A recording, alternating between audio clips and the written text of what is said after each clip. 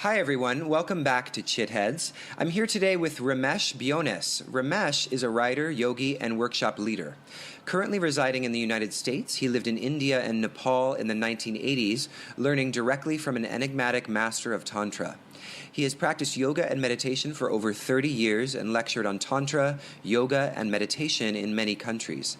The co-founder of the Prama Institute, a holistic retreat center, he is also the director of the Prama Wellness Center, where yoga therapy, meditation, juice fasting, and Ayurveda are used to rejuvenate people's health and well-being. He lives and practices in an eco-village in the Blue Ridge Mountains of North Carolina in the United States, and he is also the author of 2 books on Tantra, Sacred Body, Sacred Spirit, and Tantra, the Yoga of Love and Awakening. So hello, Ramesh. Thanks so much for joining us. How are you this morning? Hi, Jacob. Thank you so much for having me. So it's a pleasure to talk to you. I just have been reading your books and really enjoying them. The practice and the philosophy and the history of Tantra is something that's very close to my heart and my own practice. So it's always a beautiful thing to discover a new text on this wide-ranging and fascinating tradition. So I would love to hear, just to get started, your own story. As I mentioned in your bio, you've been practicing for over 30 years, so this has been a long journey for you.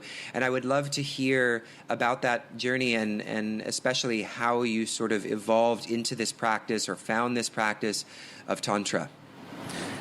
Yeah, it's actually over 40 years now. Oh, wow, yeah. Yeah, so it's been a long ride, as they say. I encountered yoga and meditation in Norway when I was living there in the 70s, in 1974.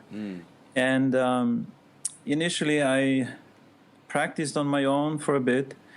And during one of those practices, I had a very unique experience where these mantras suddenly popped into my head. Oh, wow. And I couldn't figure it out, and I started repeating it because I heard other people were repeating mantras.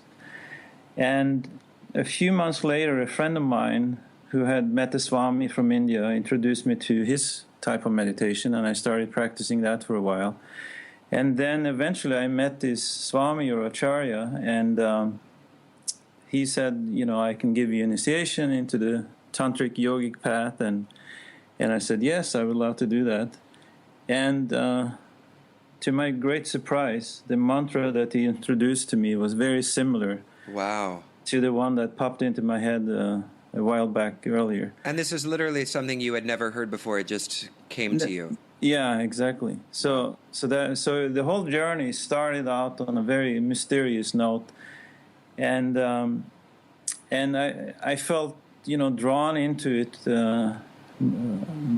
sort of compelled or propelled into it more than anything, because prior to that I had been very active politically. I was a communist, and then I got disillusioned with socialism and communism, and got inspired to read Gandhi and some of the Indian mystics.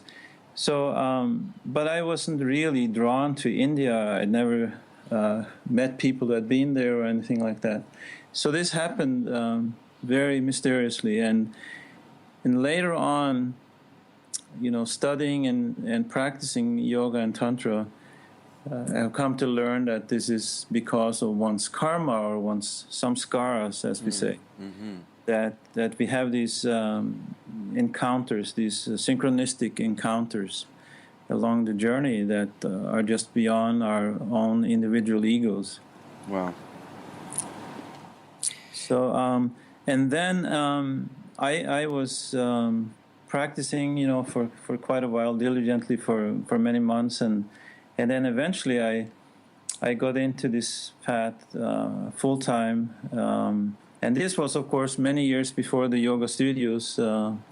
And at that time, there were gurus and ashrams, and people lived in communities and communes and so on.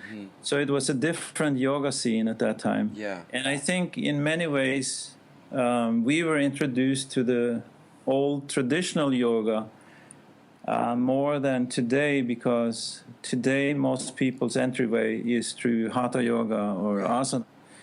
And for me, meditation was primary and asana was a preparation for deeper meditation. That's how we were taught, Right. And that's how we practiced.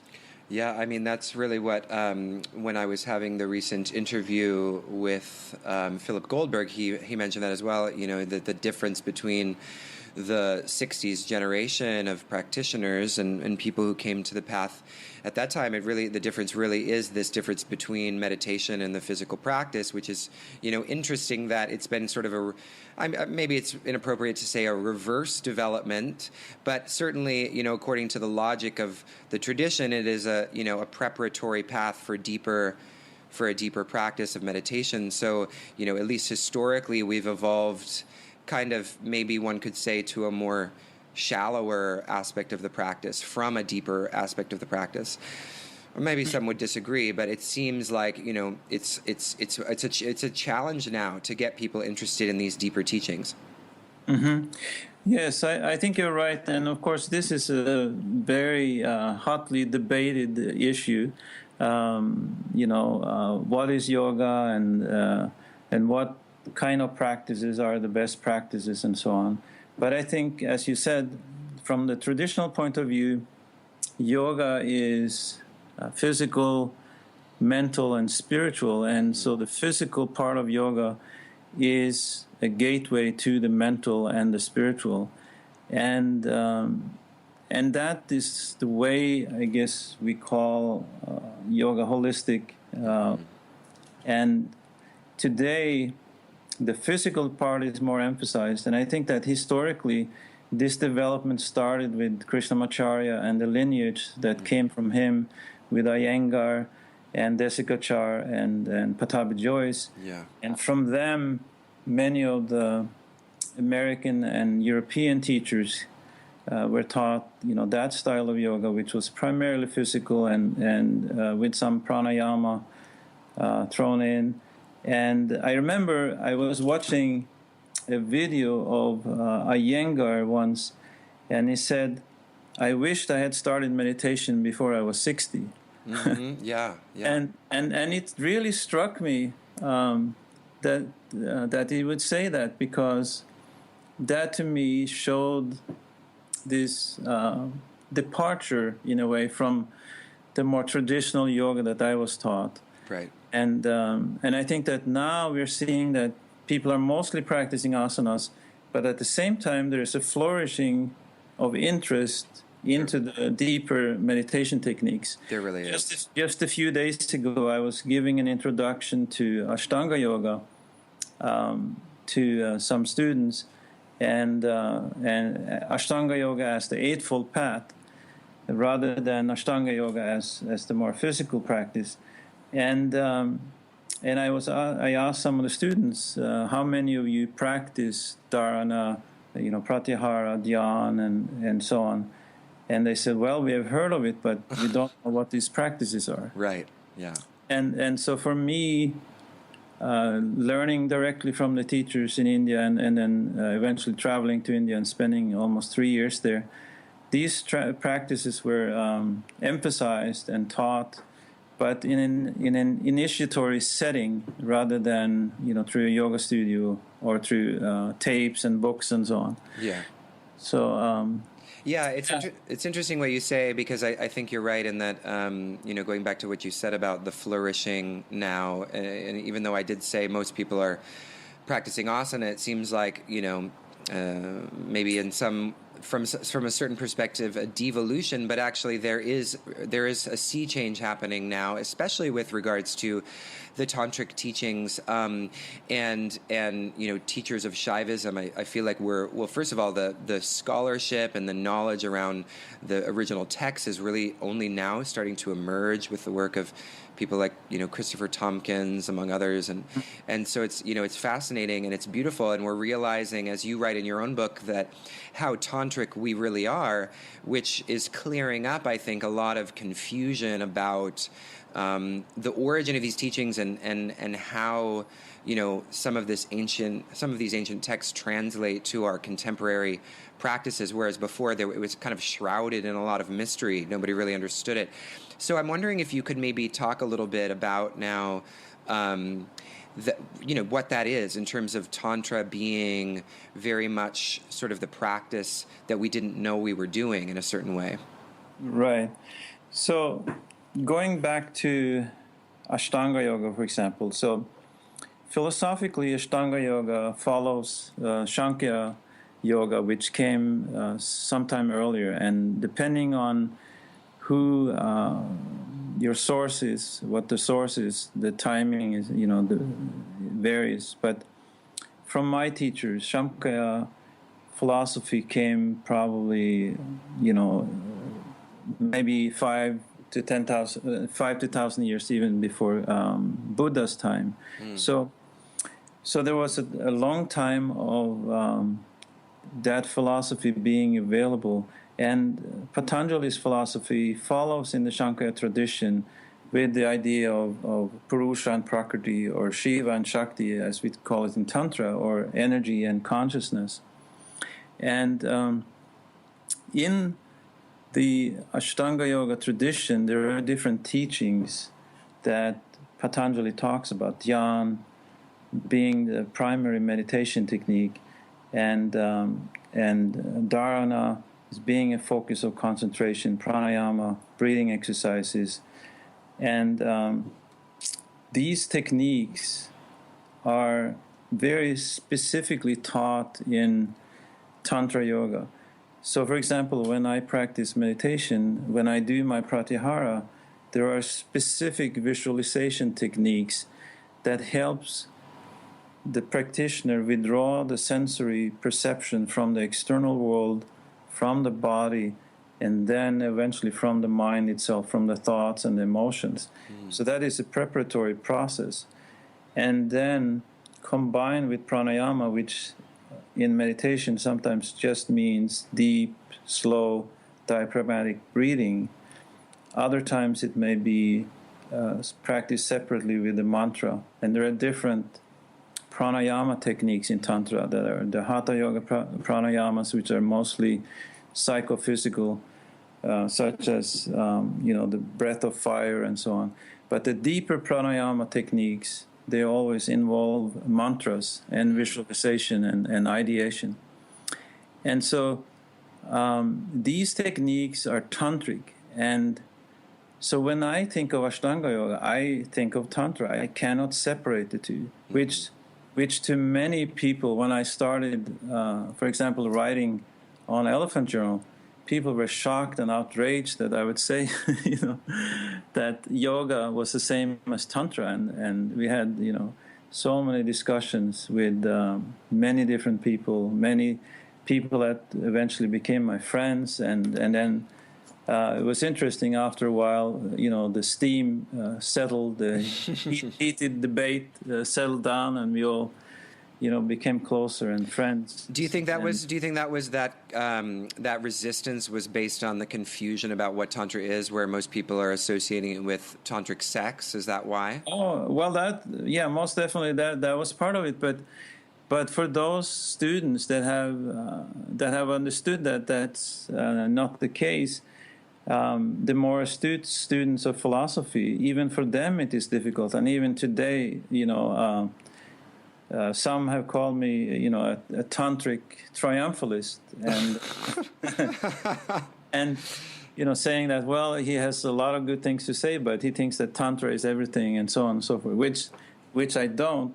But I think it is important to emphasize that the Western world has been given one side of what yoga is, which is that it all came from the Vedas. Yes. And for example, Philip Goldberg's book, which is fantastic, and I greatly admire him as a writer and as a person.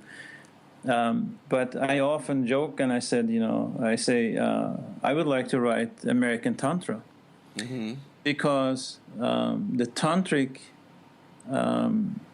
inroad to yoga is as important, if not more important, than the Vedas. Yeah. And where the importance is in the practices. We say that Tantra is 99% practice and 1% theory.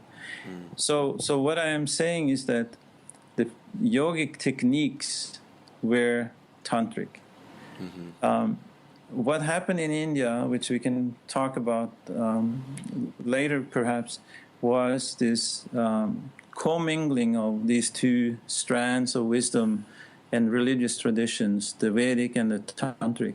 And Tantra supplied the practices of the deep psyche and the deep body, the subtle yoga body practices of Kundalini and koshas and mantras.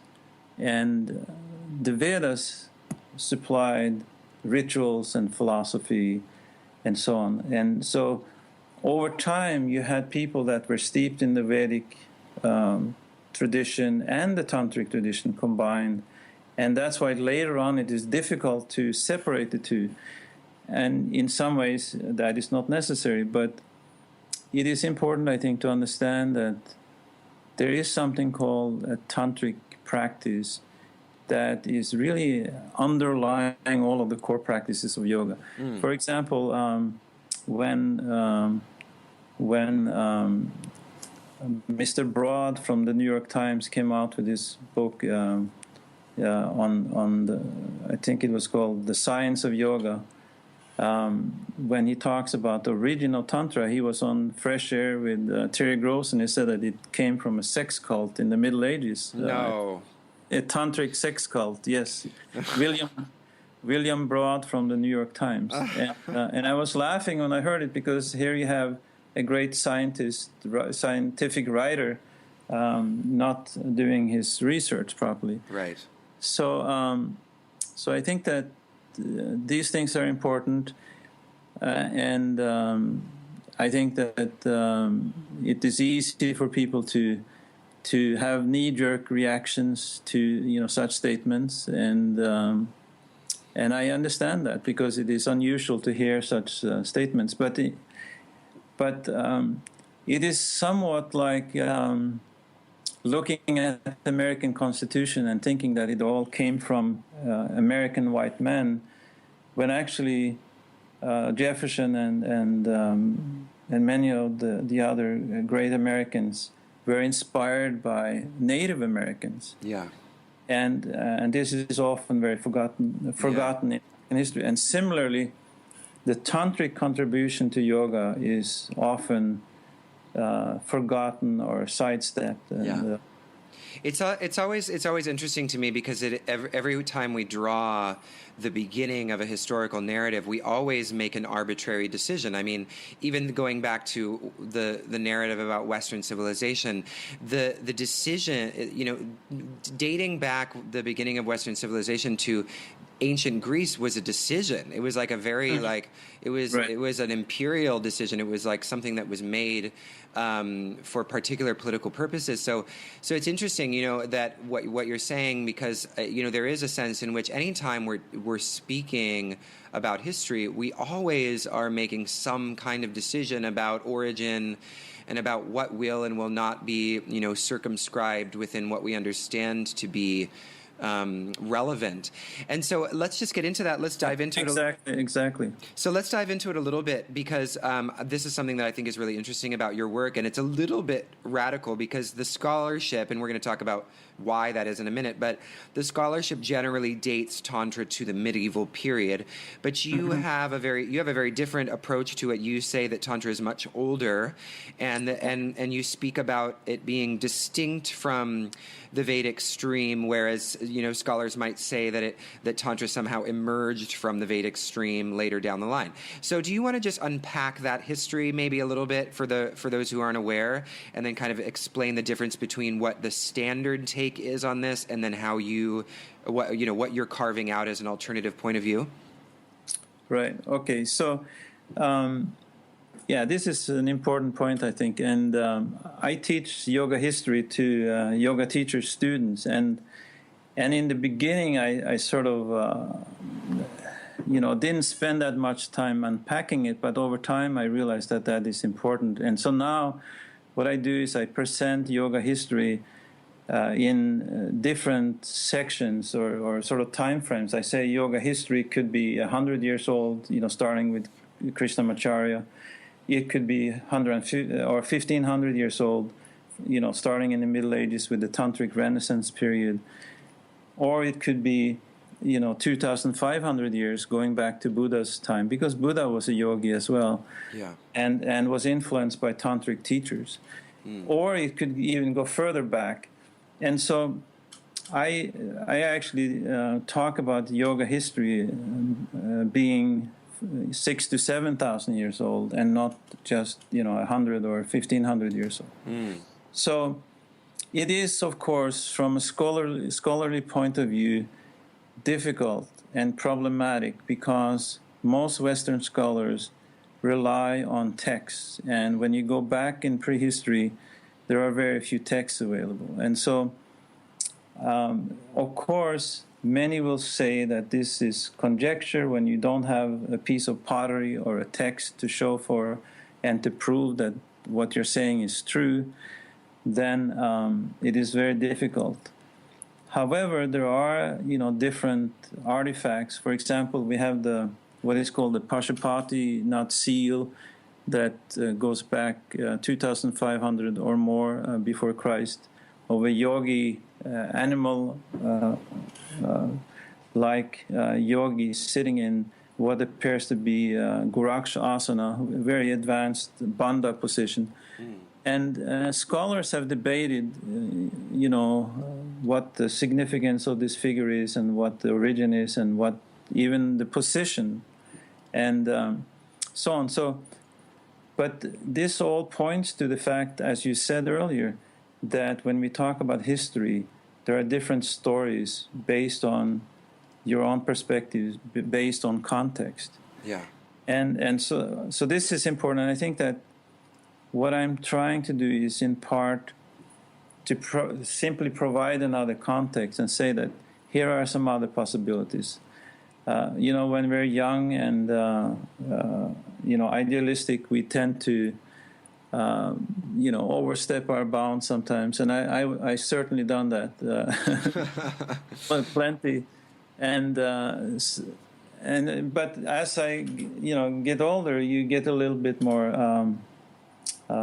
Your perspective widens, and you realize not everybody is seeing it the same way as you do. And so it is important to note that there are different perspectives and different traditions and different ways of being. For example, if you read some of the books by Alain Danielou, for example, a French person, a musician, musicologist who lived in India for 40-some years, was a good friend of Rabindranath Tagore. His books talk about the Shaiva tradition and the Tantric tradition being the core of yoga and being the source of yoga. He talks about Buddha traveling with Tantric masters. One was named Gosala, that Mahavira and Buddha. Mahavira became the founder of the Jain religion in India. And so these were both students of Gosala, and he was a Tantric master. And so when you read these kinds of stories, then you ask yourself, well, how did Danielou find out about this? Well, he found out about it in many texts that have yet to be translated into English. He found out about it through stories and through the many stories of the Puranas and so on. So, because yoga is largely an oral tradition, we cannot just ignore the different stories that are part of the tradition, because I think it is important for us as Westerners to honor the oral tradition as well. Right. Even though we need to rely on texts for sure, and that is important, but at the same time, we need to open it up into this larger cultural area and bring in the stories and the culture at large. And so that's, I think, part of what I've been doing is to do that, to tell these stories, to share the possibility that there is a different framework and a different perspective. Yeah, I mean, I think it's a very fresh perspective, and I was certainly one of the I mean, I feel like I've heard of it before, but until I read your book, I hadn't seen it laid out, and it's really interesting. So one of the things that you mention, I mean, you sort of draw this strong distinction between the Vedic and the Tantric. So you've touched on it a little bit, but I would love for you to just kind of maybe elaborate a little bit more on maybe why you see Vedic teachings are really more, or there's within the Vedic stream there's more of a patriarchal focus, and within the Tantric stream there's a more matriarchal focus. So how is Tantra matriarchal, and how are the Vedas, or how is the Vedic stream patriarchal? Oh, okay, so that's one part of it, but let me get back to that. What I think is of foremost importance is that the Vedic tradition, when we speak about the Vedic tradition, it is important to make a distinction, and that is between the four Vedas, the early religious texts of India, and the Vedantic period, which is often termed the fifth Veda. Yeah. When Goldberg and other scholars talk about the Vedas, when Deepak Chopra talk about the Vedas, he's talking about Vedanta. Yeah. He's talking about what we would say is the fifth Vedas, the Vedantic teachings, and the Bhagavad Gita, and the different Upanishads. Right. These are philosophical texts that were produced by yogis.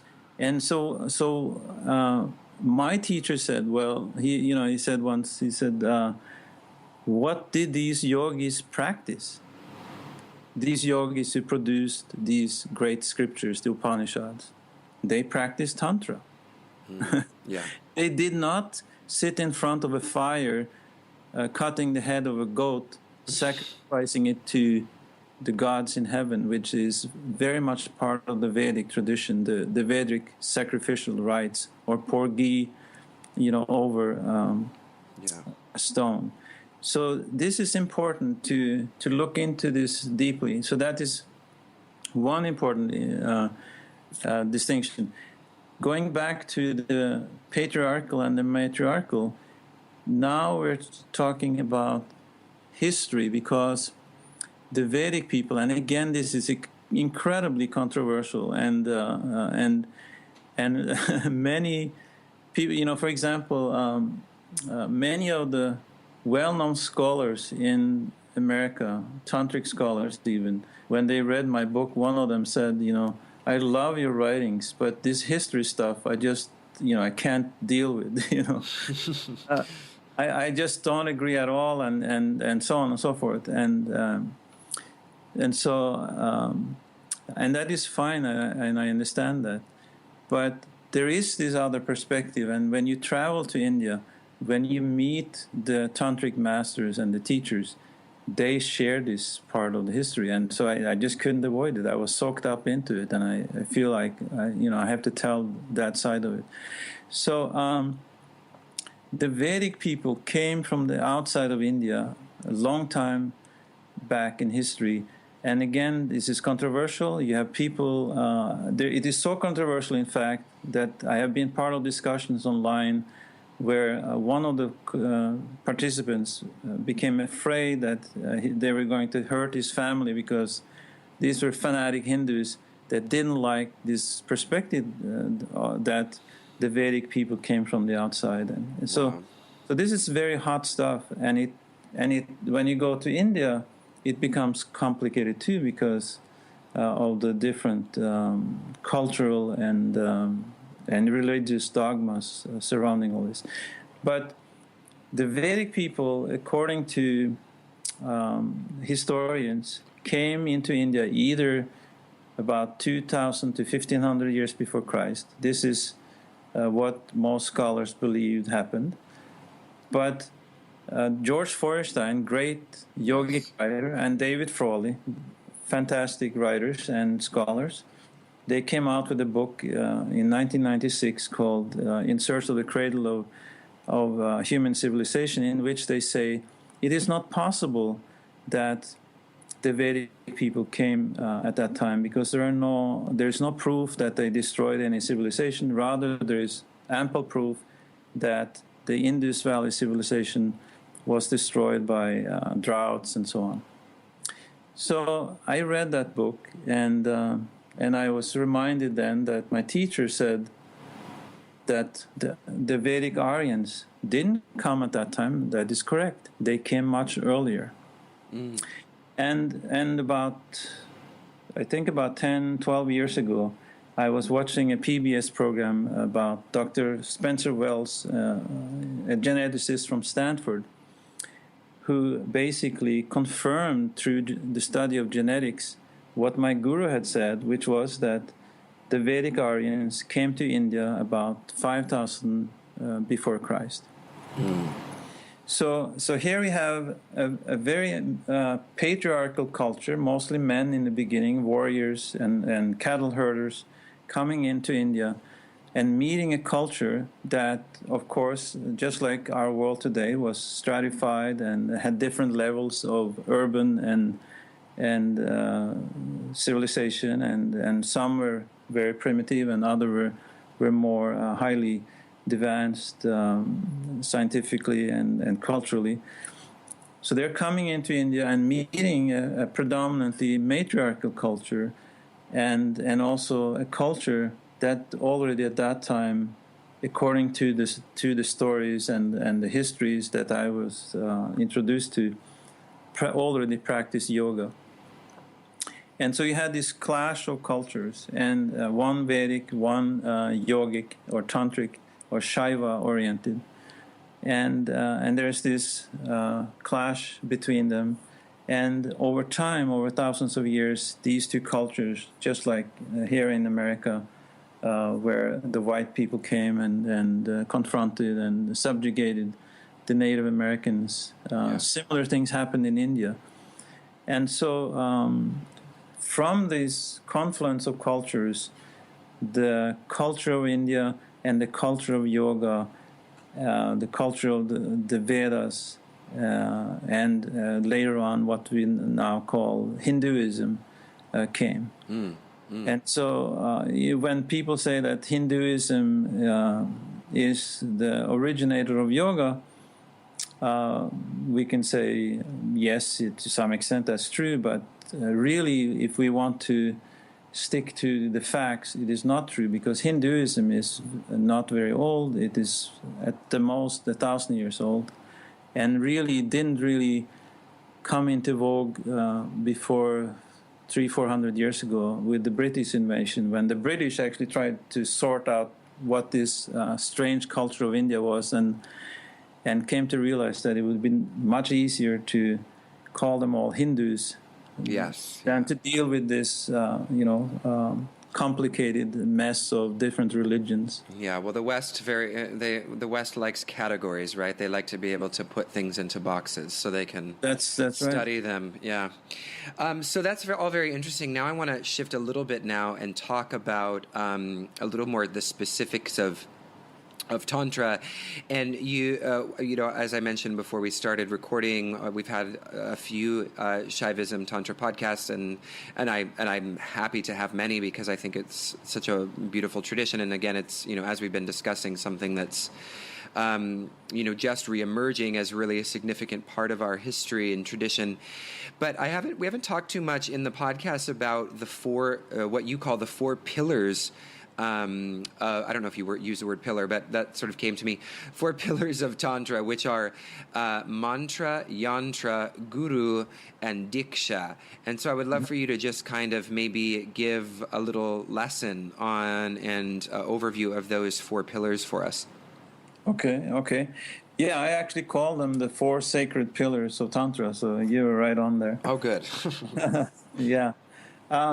So Diksha means initiation, and so let's start there. And I actually wanted to start with a story, because when I was living in Nepal in the ashram there, studying Tantra, I had a friend who lived in the village nearby. He was a shopkeeper, and eventually he became interested in learning meditation, and he got initiated into Tantra and started practicing diligently. And I was very happy, to see that.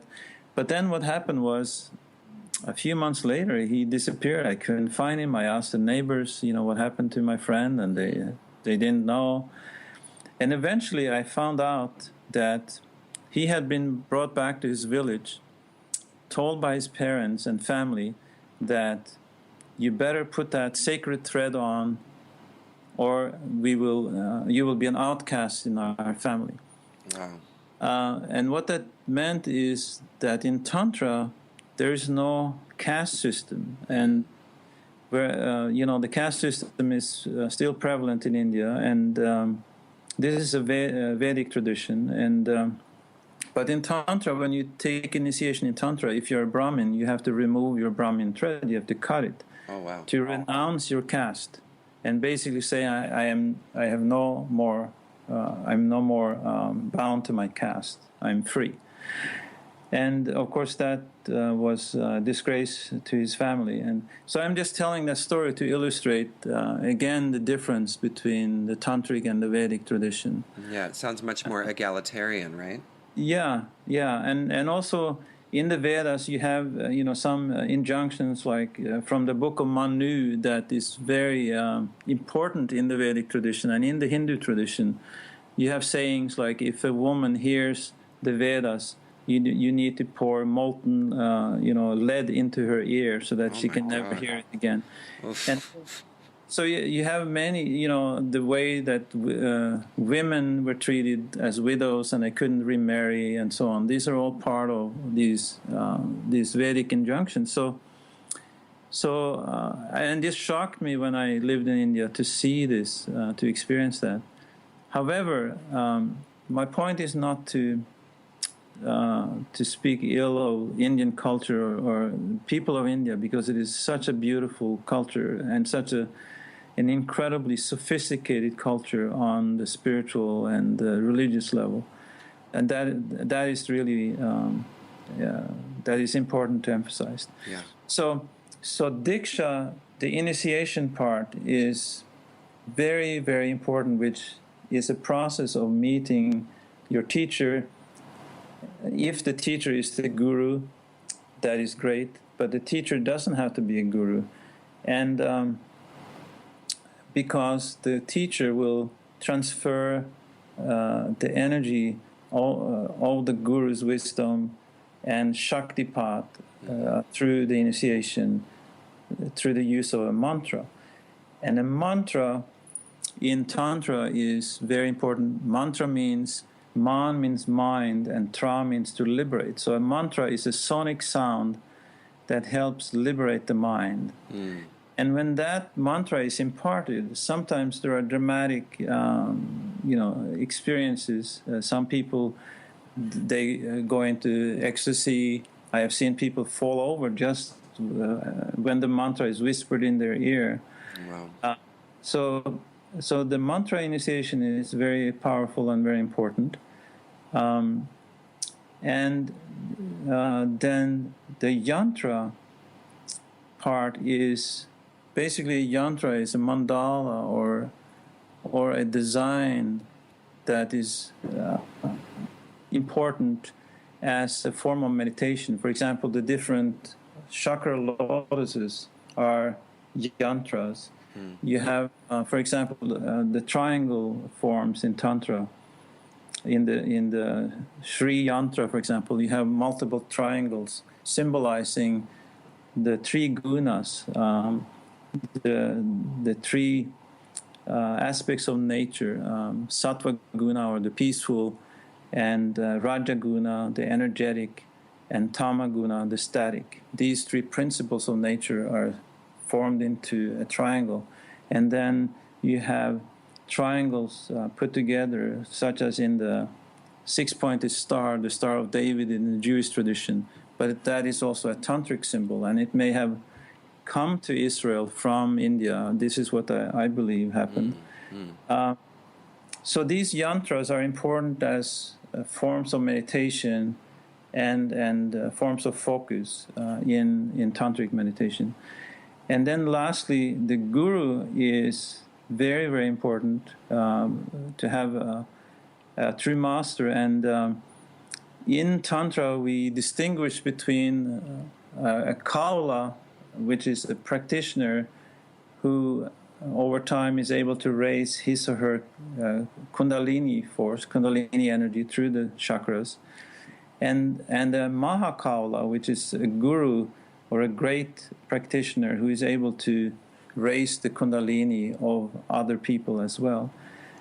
And so the mantras used in Tantra are infused with sacred energy when the guru goes into deeper states of mind and then infuses the mantra with special sounds and frequencies. However, these mantras are also based on the Sanskrit alphabet. Each sound in the Sanskrit alphabet corresponds to different propensities or vrittis. So in the human body we have mainly 50 vrittis, and each letter in the Sanskrit alphabet corresponds to one of these vrittis. So when we use the Sanskrit mantras, we are literally vibrating from within. We are singing from within. And I remember when I encountered the chanting of mantras for the first time, I thought, wow, this is incredible. This is a different language. Yeah. I was very inspired and vibrated just by hearing it. Mm-hmm.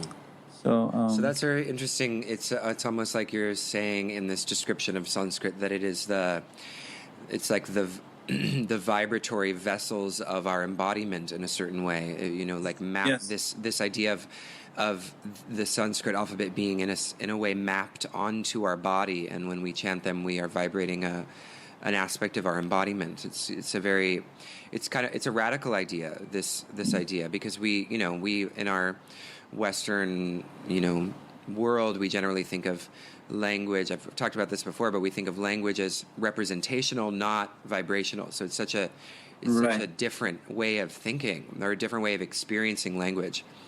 Yes, beautifully said. Yes, I agree exactly. And this is especially important when we combine the chant, such as in kirtan, with silent meditation. And this combination is very, very important as a practice. When you go to a Krishna Das concert, he takes you into deep levels of consciousness and ecstasy while singing and chanting.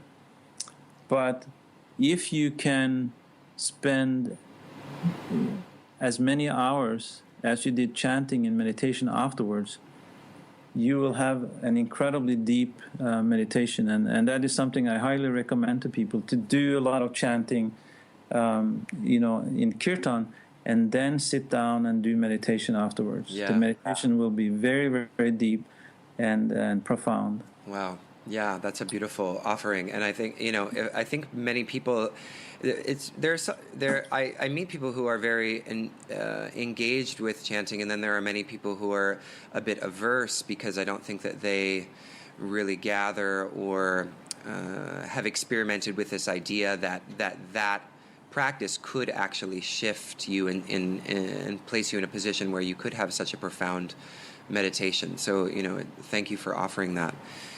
So I want to talk specifically actually about two things, Guru and Diksha, because I feel like these are maybe the most challenging parts of the practice for us as Westerners. Initiation, it's something that I think a lot of people have a hard time wrapping their head around because it feels elitist. It feels like it's not accessible. And of course, we're moving into this, cultural milieu of everything's open source, everything's easily accessed. And so the idea that someone should need to be initiated before they would be allowed to engage with a certain kind of knowledge is very hard for some people to swallow. So what is the philosophy behind Diksha? Like why does someone need to be or should be initiated in order to really engage deeply with these teachings?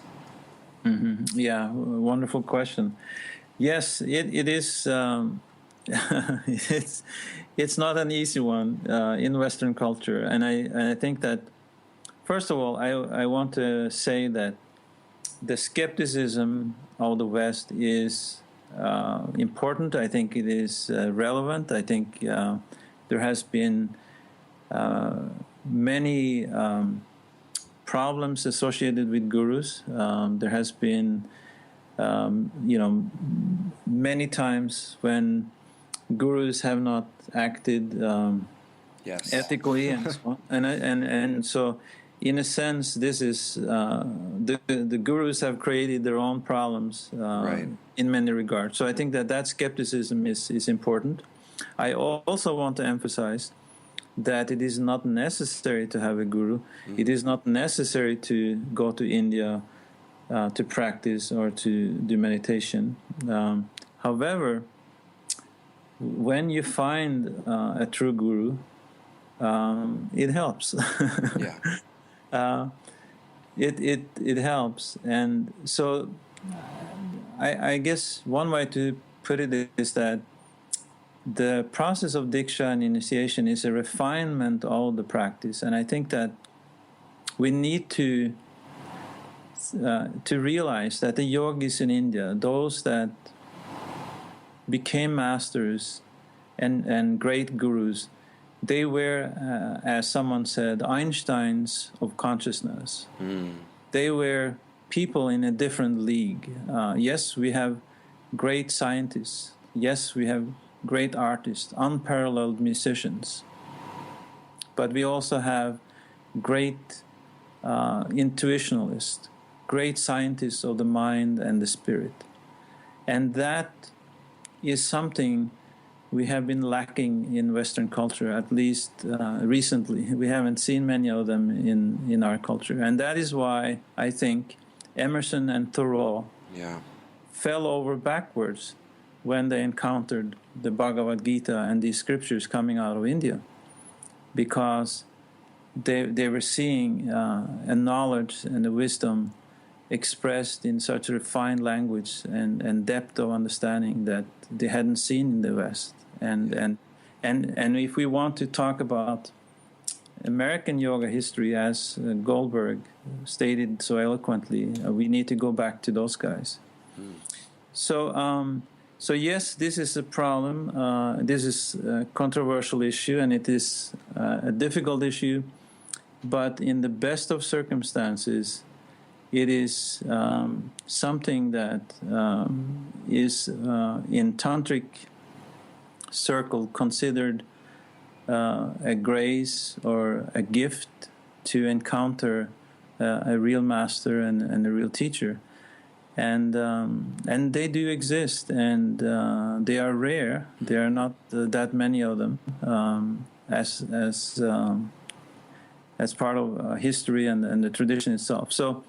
So again, I think that it is not necessary to learn about Tantra and yoga, but it is beneficial, I think, in a deeper sense. It is beneficial to have a great teacher and a guru. So when you were talking about Einstein, being an Einstein of consciousness, I like that idea, Einstein of consciousness. I'm writing it down. Because I think it's a great way to sort of think about it. And of course, the way I like one of the reasons why I like it is that Einstein of consciousness implies that, okay, these are people who have a depth of understanding, but they're still human. Einstein was still a human being with flaws, and he had the capacity to do whatever, but he had a certain kind of knowledge. And so, but I think that one of the ways that people perceive gurus is that if they are to arrive at these sort of supreme levels of consciousness, they shouldn't be performing any kind of bad actions. They shouldn't, which is why they receive such, slack, and appropriately so, when they've engaged in recent and past scandals. So I don't know if I'm approaching my question in the most articulate way, but I'm just wondering, does enlightenment or becoming an Einstein of consciousness not necessarily entail a kind of I don't know, a heightened sense of ethics? I mean, are those mutual? Are those separate things? Like, is that a separate aspect of awakening, this becoming an Einstein of consciousness, and then starting to kind of evolve ethically to a more, I don't know, one would say expansive heart or expansive integrated awareness? Wow, wonderful. Yeah, wonderful point. I think that ethics is important, very much important, and in Ashtanga Yoga, in the Eightfold Path, Yama Niyama is the foundation. And when you look at the lives of people like Ramana Maharshi, and yogis like that, Ramakrishna, Vivekananda, they were very ethical people. They were grounded in a deep sense of ethics, and at the same time, when you compare Vivekananda to Ramana Maharshi, Vivekananda was an intellectual. He wrote books. He gave roaring speeches, whereas Ramana Maharshi sat quietly and hardly talked at all. And so they had different samskaras, they had different karma. So we are all different. But I think that even on a human level, even on a psychological level, a very deep refinement that enables people to act in a very deep ethical way is possible. I think that there are examples of these people in history, in the history of humanity. However, they are rare beings. So yes, many gurus, many so-called gurus, have flaws and are imperfect. But that doesn't mean that they have the capacity to be at least part-time an Einstein of consciousness. It doesn't mean that they don't have special powers of clairvoyance and deep insights and know a thing or two about the science of mantras and so on. So it is very true that, and I think important that we see it that way. At the same time, it is equally important to realize and to accept that having that kind of knowledge does not mean you have the right to abuse someone or to sexually or in any other way. So we need to look at the whole picture. If one of these so-called gurus make a mistake, that doesn't mean that all of his teachings are useless or valueless, but it definitely means that he has some issues to work on. Yeah. However, I think, as I said earlier, there are beings that are beyond those kinds of petty problems, and that they have integrated themselves on both the physical, mental, and spiritual level. For example, Ramana Maharshi didn't practice Hatha Yoga. He didn't need to practice Hatha Yoga. So again, you have beings, Nisargadatta, another giant, guru who lived a very simple life in an apartment in India and saw students from all over the world. People like that, they are not so much into the physical part of yoga, because yoga to them is the union with the deeper consciousness. And so this is a very interesting topic, Jacob, and an important one. And Yeah, so what you're saying actually segues well into my next question, which is really about these deeper practices, namely meditation. And of course, we've been talking about meditation as being, obviously extremely important to this practice, but there was something that you had said in a recent Facebook post that really resonated with me, because it echoed something that I had also heard from my teacher, Paul Moeller. And I don't want to quote him or anything, but of course I might have heard it differently. But the idea was that, or the observation is that people are you go through teacher trainings to teach asana. We're developing a sophistication around teaching physical asana practitioners, and of course there's a lot of grossly undertrained yoga teachers out there, but our asana teachers out there, but generally the tide is moving towards greater sophistication, but not so much at the level of meditation. In fact, there's a sense in which, or a sense in which, like, meditation is often spoken about as being something that's like very personal. It's sort of like whatever floats your boats type of thing. Just pick what works for you.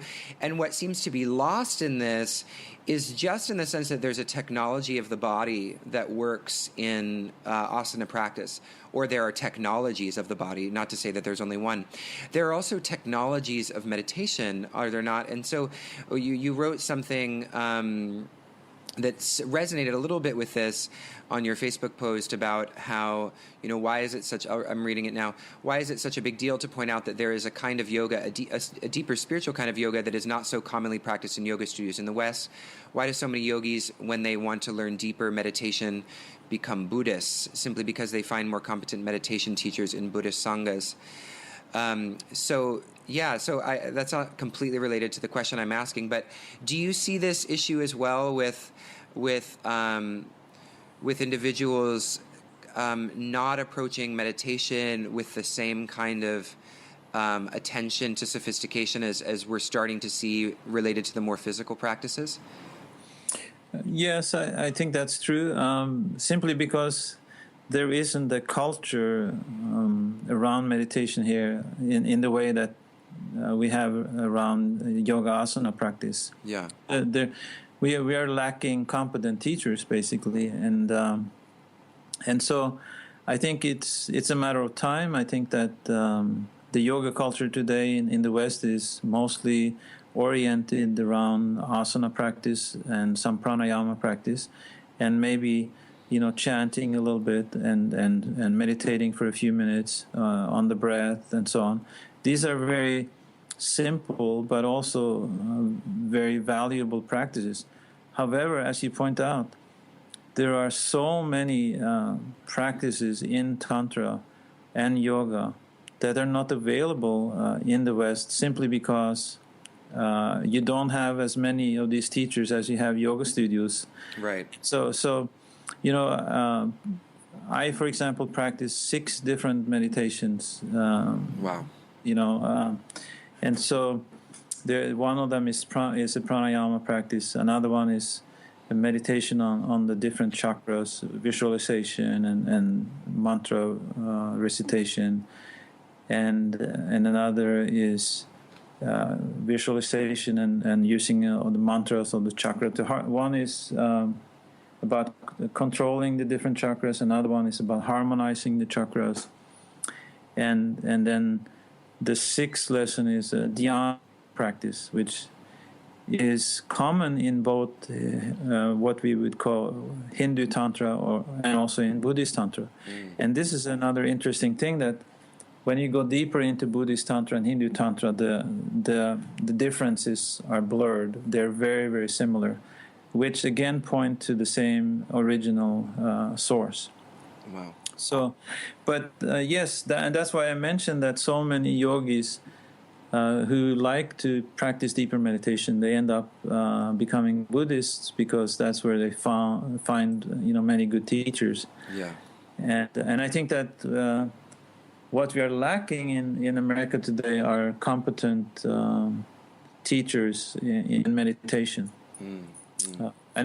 However, I hope that it's just a matter of time before that changes. Yeah, it seems to be. It definitely seems that there's, as we mentioned before, there's a lot of people like yourself and people like the other Shaivite teachers, Christopher Wallace and Christopher Tompkins and Paul Muller, who are, through the use of one of the good things about the internet is that these teachings are able to get out there in a way that hasn't happened before, and also the emergence of more tantric texts being translated. It's all very good news, it seems.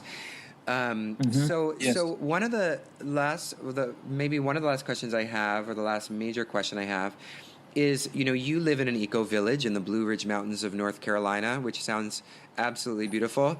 You told me that you, before we started, that you have how far of a view in all directions? Not in all directions, but out my front porch, about 10 miles, probably, maybe 15 miles, yeah. Wow, that's amazing. So you are an ecologically minded person. So I'm curious, how does Tantra, the philosophy of Tantra, relate to that ecological outlook? Mm-hmm. Yeah, this is another issue that I'm very much interested in, and I think again something beautiful and deep that Tantra has to offer to the West and to people that practice spirituality. This idea that this world is sacred. That's why my first book was called Sacred Body, Sacred Spirit, because in Tantra there is this idea that everything is consciousness. For example, in the Yama Niyamas, we have Brahmacharya as one of the tenets. And in Tantra, Brahmacharya does not mean sexual restraint as it often is translated. It actually, Brahma means consciousness, pure consciousness. Charya means to move. And so Brahmacharya means to move with a feeling of consciousness or with a feeling of the divine. Huh. So in other words, whenever we act in the world, Brahmacharya means to have the feeling that what we are touching, what we are seeing, what we are eating is Brahma, is consciousness. And that is the true spirit of Brahmacharya.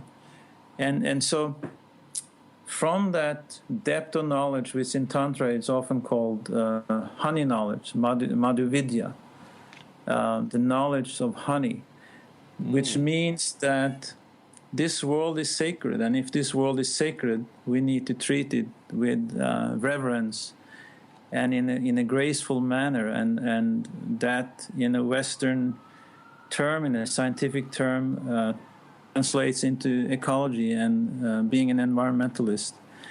So we are not very good at that yet, but we're trying. We're trying, and again, there's another saying in Tantra, or sort of a translation of Tantra, which is subjective approach through objective adjustment. We are approaching the divine subjectively, internally.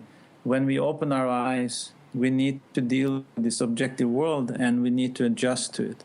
Wow. And in adjusting to this world, we make many mistakes, but hopefully we are learning from the mistakes, and we try to improve. And I think that from that depth of understanding, we can develop a beautiful, and which has been developed in many ways, a beautiful ecological worldview to try to live in harmony with our surroundings, with nature, and with people.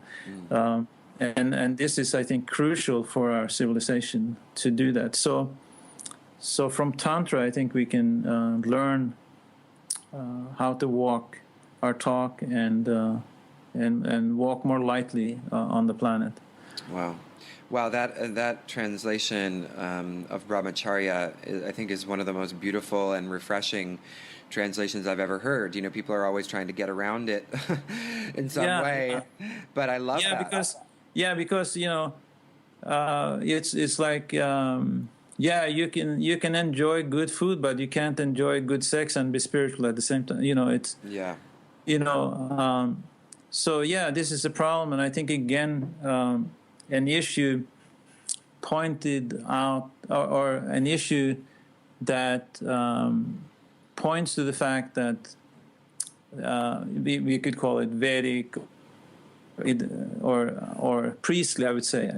Perhaps it is not right to call it a Vedic influence, but at least a priestly influence. That somewhere along the road of history, someone changed that understanding, and I bet that was a priest or someone in that capacity. So that makes sense. Yeah. However, of course, in Tantra and in yoga, there are celibates as well. So that is also important to acknowledge and to realize that the path of the celibate is also important. Yeah. And a valuable path as well. So can you, one thing actually, when you mentioned brahmacharya and Brahma, one thing I did notice about your book, and you explain it, but at first it was a little bit, I wasn't quite sure because, Brahma in the popular Hindu pantheon is the creator, set next to Vishnu and Shiva, Mm-hmm. and then Brahman is generally this. So when I first started reading it, I was sort of thinking, oh, he means Brahman, but then you explained that you don't actually mean that, and that Brahma comes from a specific understanding. So can you explain that a little bit? What that use of Brahma comes from? Yeah. Well, actually, it's really a linguistic term. Some people say, "Oh, you're not spelling, Brahman," so you're confusing everyone.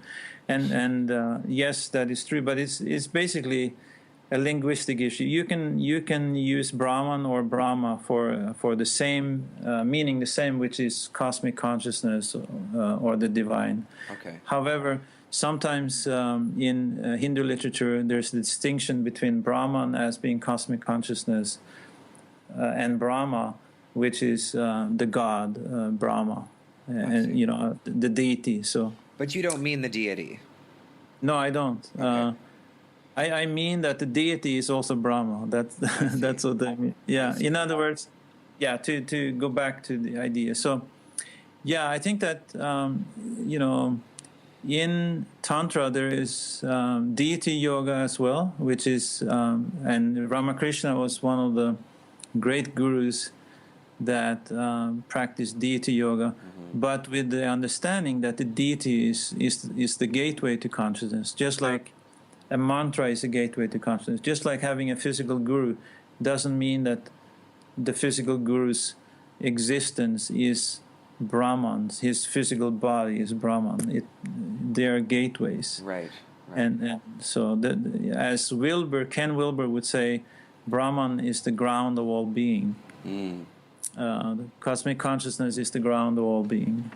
Wow. And then from Brahman, so Brahman has Brahma has two aspects, Shiva and Shakti, or Purusha and Prakriti. Purusha is consciousness and Prakriti is energy. And Prakriti is the creator, the mother of creation. Just like Sophia in early Christian philosophy was the creator, the mother of creation. And so through the binding of consciousness, the world is created through the help of Prakriti or Shakti, and then you have the expressions of the three gunas, and then the different elements, the five elements, space, sound, space, air, fire, water, and earth. Yeah. And these elements, and then they combine, create, in Ayurveda, the different doshas in Ayurveda, Pitta, Vata, and Kapha. So Tantric philosophy explains creation in a very beautiful way, and we see the same philosophy used in Ayurveda as well. Wow. Well, this has been such a beautiful discussion, and I'm so happy we were able to cover almost all of my points, or all of my questions today. So thank you so much, Ramesh. So lastly, I just want to end on maybe giving you an opportunity to share what you're working on, if you want to share your website, or if any projects you have coming up that you might want people to be aware of. Okay. The website is prama.org, prama.org. That is where I work, and if people want to get in touch with me, they can through that website. I've written 2 books. One is Sacred Body, Sacred Spirit, and the other one is Tantra. the Yoga of Love and Awakening, and both are available online on Amazon. And